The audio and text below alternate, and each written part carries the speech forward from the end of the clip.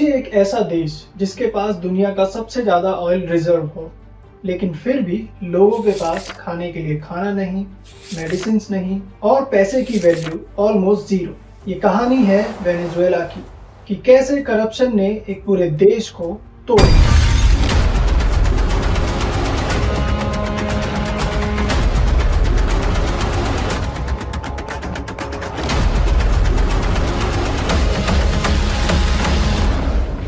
हमारे दिन corruption word को सुनते ही रहते हैं कि ये मंत्री करप्ट है, वो ऑफिसर करप्ट है, इस डिपार्टमेंट में करप्शन बहुत है, उस डिपार्टमेंट में करप्शन बहुत है।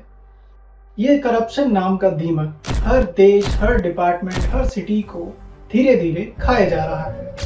2024 के ट्रांसपेरेंसी इंटरनेशनल करप्शन इंडेक्स के अकॉर्डिंग वेनेजुएला ने सिर्फ 10 स्कोर किया, वो भी 100 में से, मतलब सबसे करप्ट देशों में से एक। 2014 के गैलप पोल के हिसाब से 75% वेनेजुएलन्स मानते हैं कि उनकी गवर्नमेंट में करप्शन हर जगह फैल गया है। वेनेजुएला में करप्शन कोई नई बात नहीं है। 18वीं सेंचुरी से ही यहाँ करप्शन और डिक्टेटरशिप कॉमन रही है। इंडिपेंडेंस के हीरो साइमन बोलिविया को लिबर्टी माना जाता था, लेकिन उनके ऊपर भी एक्विजिशन लगे थे कि मिलिट्री स्पेंडिंग और नेशनल ट्रेजर का मिसयूज हुआ है। मतलब करप्शन की जड़ें बहुत पुरानी हैं। 90s में सिचुएशन और भी खराब हो गई। डिक्टेटर जैसे वॉन विसेंटे गोम्स और मार्को पेरेस जिमेनीज के रूल में करप्शन और भी नॉर्मल बन गया। गवर्नमेंट फंड को पर्सनल वेल्थ बनाने के एलिगेशन कॉमन थे। पब्लिक का पैसा पावर में बैठे लोगों के कंट्रोल में था। 1958 में वेनेजुएला में डेमोक्रेसी आई। लोगों को लगा कि अब बदलाव होगा, लेकिन एक नई प्रॉब्लम शुरू हो गई, oil money. Politician oil revenue को डेवलपमेंट के लिए नहीं, बल्कि अपने सपोर्टर्स को रिवॉर्ड देने के लिए यूज करने लगे। वेनेजुएला की स्टेट ऑयल कंपनी PDVSA पहले दुनिया की टॉप ऑयल कंपनीज में से एक थी, लेकिन चावेज के टाइम पर क्रिटिक्स का कहना था कि इसे पॉलिटिकल फंडिंग मशीन बना दिया गया था। रिपोर्ट और इन्वेस्टिगेशन के मुताबिक मिड 2000 से लेकर मिड 2010 तक वेनेजुएला की ऑयल रेवेन्यू में से $100 बिलियन का ट्रेस नहीं हो पाया।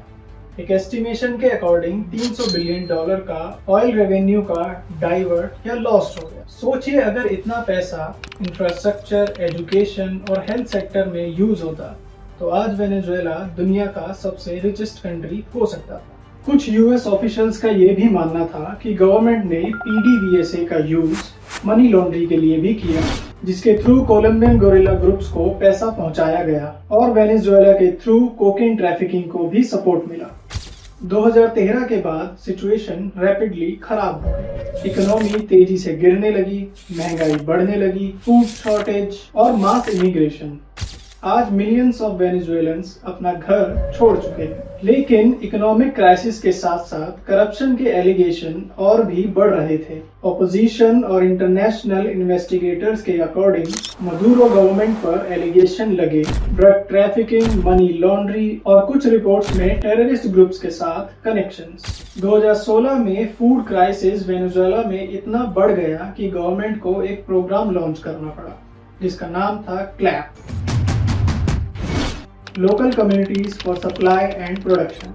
इस प्रोग्राम का एम था पुअर फैमिलीज को सब्सिडाइज फूड बॉक्सेस देना, लेकिन जल्द ही इस प्रोग्राम पर भी करप्शन के एलिगेशंस लगने लगे।